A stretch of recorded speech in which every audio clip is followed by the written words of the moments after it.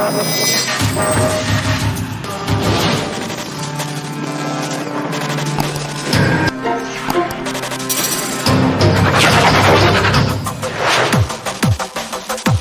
Sobat FlashTube, jumpa lagi dengan FlashTube Inspirasi. Kali ini kita akan membahas asal-usul Android. Bagaimana waktu pertama kali hadir Android ditolak dan ditertawakan oleh perusahaan besar yang perkasa di zamannya. Berbagai rintangan dapat dilewati sehingga bisa sampai saat ini menjadi salah satu perusahaan yang disegani. Bagaimana kisahnya? Sebelum lanjut, yuk bareng-bareng kita dukung channel ini dengan menekan tombol subscribe dan lonceng notifikasinya agar kamu tidak ketinggalan update video terbaru dari FlashTube.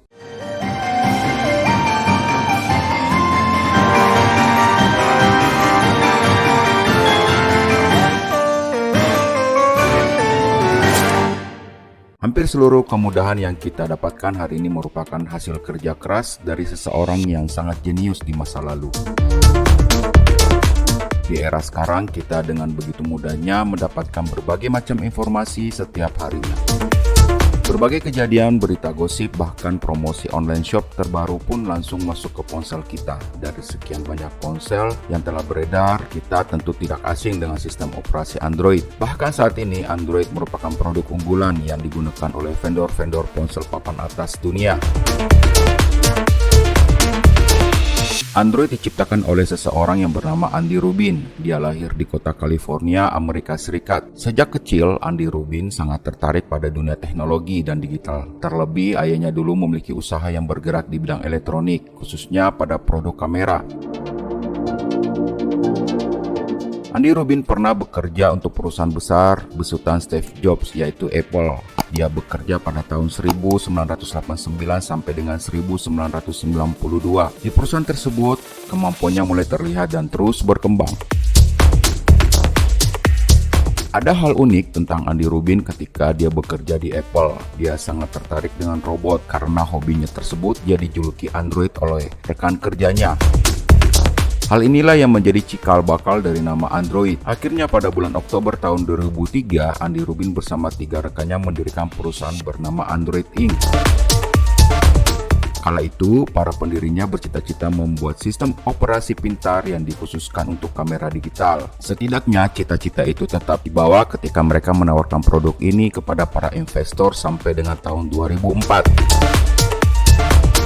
Tak lama kemudian, Android memutuskan bahwa pasar untuk kamera saja tidak cukup besar, sehingga Andy Rubin mengalihkan usahanya dan mengeluarkan Android sebagai sistem operasi sebuah ponsel.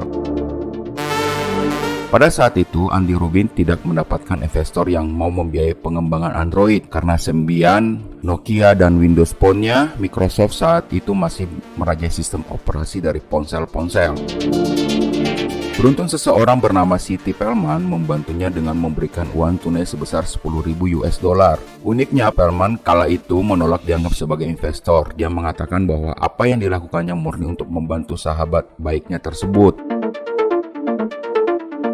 Walaupun mendapatkan $10.000, tapi tidak banyak yang bisa dilakukan Android kala itu. Sampai pada akhirnya di pertengahan tahun 2005, Google mengakuisisi perusahaan ini senilai $50 juta. Walaupun telah diakuisisi oleh Google, ternyata Google saat itu memberikan kekuasaan penuh kepada Andy Rubin untuk mengembangkan perusahaan Android. Ketika dirasa wujud Android ini mulai terlihat pada akhir tahun 2006 hingga pertengahan 2007, Google sibuk mencari rekan bisnis, terutama mereka para vendor ponsel yang mau menggunakan sistem operasi Android.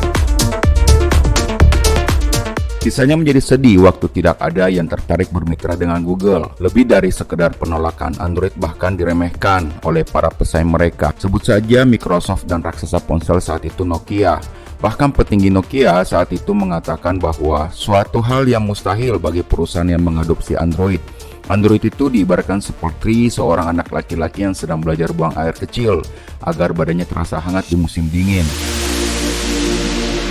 Wow, komentar yang luar biasa. Banyak orang yang menganggap Android hanyalah proyek jangka pendek untuk mendapatkan keuntungan sesaat. Ternyata tidak ada kata mundur, mental baja dan semangat yang besar. Andy Rubin itu membuat Android tidak bergeming dengan segala ejekan sampai pada akhirnya OS Android diterima oleh HTC dan kemudian merilis produk ponsel dengan OS Android pertama yaitu HTC G1.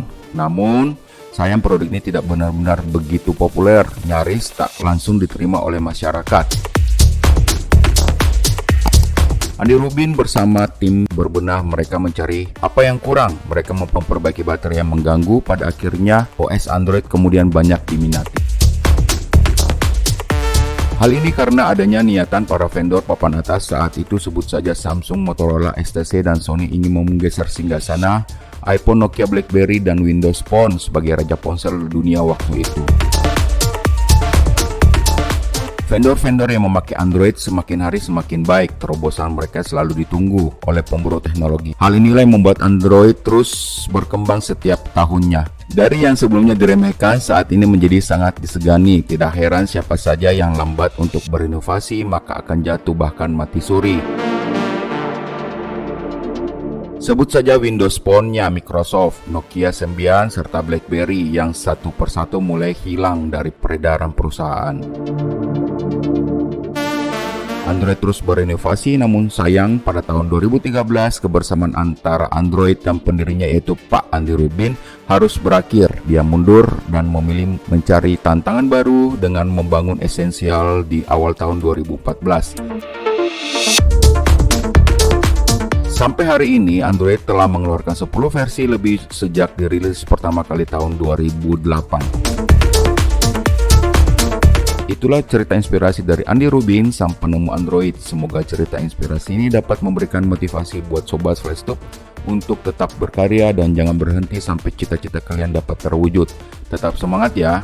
Tulis di kolom komentar jika kamu punya cerita inspirasi lainnya. Jangan lupa klik tombol subscribe, like, dan share. Sampai jumpa.